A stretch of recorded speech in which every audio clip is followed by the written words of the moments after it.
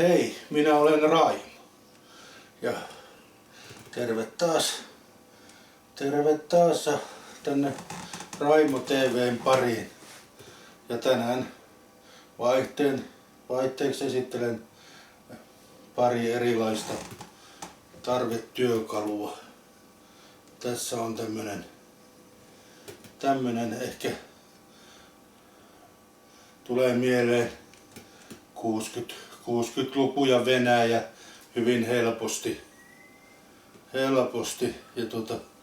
Ja olen kanssa miettinyt sitten, että mikähän tarkoitus sillä on, että siinä on valo ja sitten siinä on moottori. Niin olen sitä miettiessä tullut siihen tulokseen, että se ilmeisesti on tarkoitettu, että se olisi tämmönen napanöydän poistaja.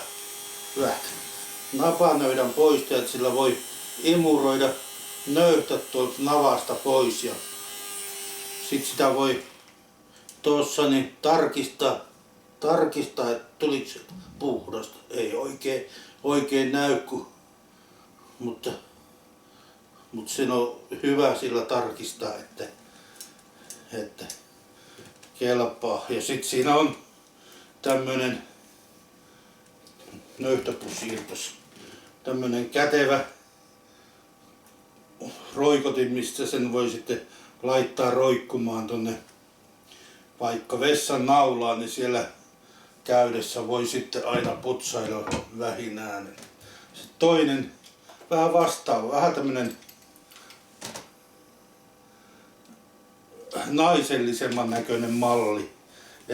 Ehkä enemmänkin viittaisi tuonne Itä-Saksan puolelle, mutta voisi olla ihan tarpeellista suomalaistakin. Tää on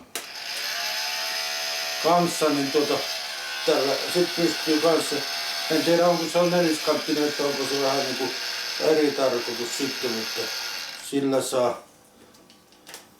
Ja sitten tässä on kätevä tämä pölypussi juttu. Aha, vaimo on vissiin sitä jo käyttänyt, kun siellä näyttää olevan. Vähän näyttää jo, että en ole tiennytkään, että se tätä käyttää, mutta sitten vaan työntää takas. Oho, eipäs mennyt hyvin. Noin.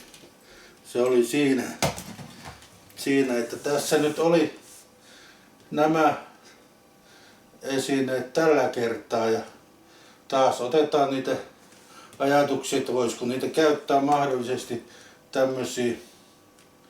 tämmöisiä johonkin muuhunkin tarkoitukseen, mutta tähän nämä on ainakin oivalliseksi todettu, että tästä kaikki tällä kertaa ja pysykäähän kanavalla, mitähän sitä seuraavaksi keksitäänkään. Kiitos ja näkemiin.